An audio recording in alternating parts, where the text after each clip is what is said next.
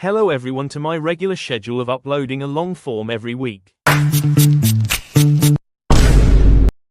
Anyways, today's vid is going to be very serious. This is the backstory of Pango. Also thank you for 200 subscriber, I am really grateful. And also do watch the last story time to understand what's happening in the story, plus thanks Frost Gamers for this insane Minecraft walkthrough in the background. If you've watched my story time about the betrayer, then you probably remember Pango as the guy who suddenly turned against us.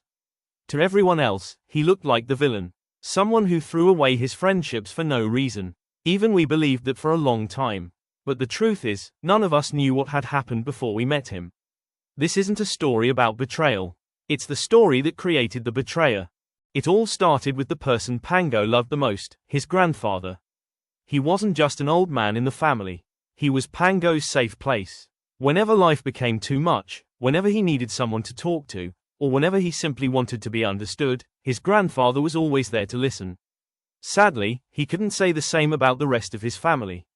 Home wasn't somewhere he felt safe. His parents were abusive, and according to Pango, his grandmother would often encourage him to punish him. Instead of protecting him, she would tell his parents to hurt him, and they did. They would beat him with metal rods and whatever else they could get their hands on. Every day slowly taught him the same lesson, that showing emotions only made things worse.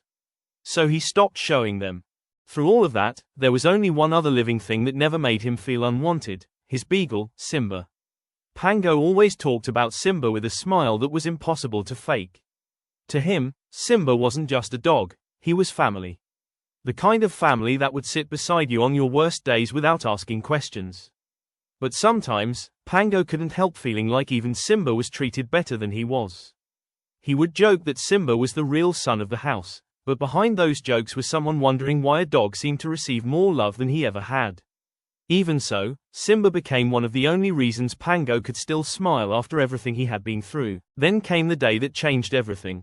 Pango received the news that his grandfather had passed away. The only person he truly trusted was gone. When the funeral arrived, everyone around him cried. Family members embraced each other, tears filled the room, and people mourned the loss together. Pango stood there, devastated. He wanted to cry more than anyone else. He wanted to scream. He wanted to let everything out. But after years of being forced to suppress every emotion, nothing came. Not a single tear. His body had learned to lock away every feeling before it could escape. To everyone watching, he looked calm. But inside, he was completely shattered. Life, however, wasn't done with him. Sometime after losing his grandfather, Pango received another piece of heartbreaking news. His ex-girlfriend had died in a truck accident.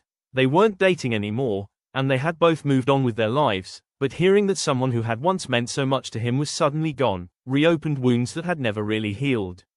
It reminded him how quickly people could disappear without warning. As the months passed, he slowly started rebuilding himself. Then someone else entered his life.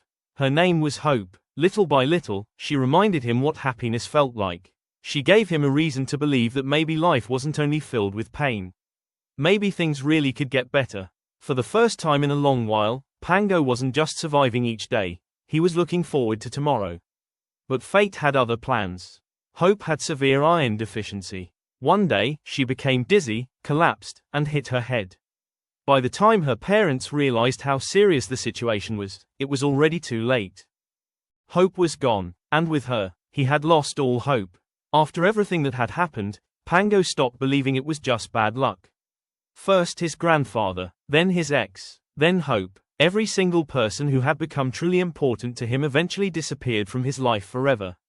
The pattern felt too cruel to be random. Slowly, he convinced himself that he was cursed, that anyone who became close to him would eventually die. Whether it was true or not didn't matter anymore. In his mind, it was the only explanation that made sense. That's the Pango we met. The one everyone called the betrayer. The one none of us truly understood. For the longest time, we never knew any of this. We only saw his actions, never the pain that caused them.